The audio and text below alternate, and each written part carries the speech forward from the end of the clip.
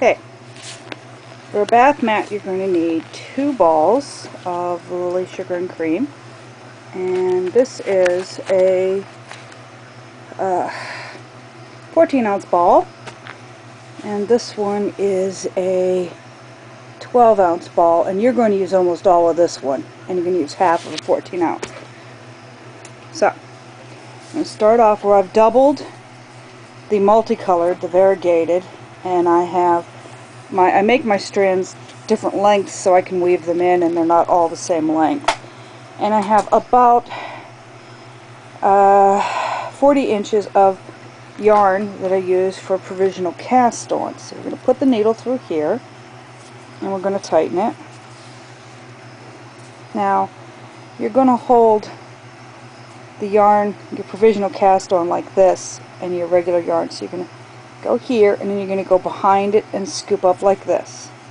And that's 2 stitches. So you're going to have 60 stitches. So there's 3, 4, 5, 6. If you notice how that just basically makes a line down there, don't worry about it. 7, 8, 9, 10, 11, 12.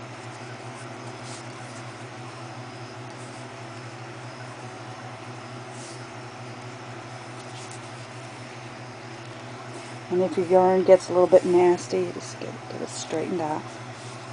And you keep going until you have 60 stitches. And you're going to do 59 rows. So you're going to have an odd number, and you're going to count the first set of bumps when you knit this. And you're going to knit through the back loops of every single stitch.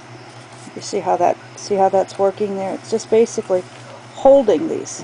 Okay, gives you live stitches to pick up after you're done with the center of your mat, so you can pick up live stitches on your border. Makes it a lot neater. It's easier than trying to poke through a cast on and making sure that you have the right amount of stitches and everything. So this is how we start off on our mat. And this is, like I said, this is called a provisional cast on. At least that's what it's always been called where I come from. Some people like to do a crocheted cast on that'll give you live stitches.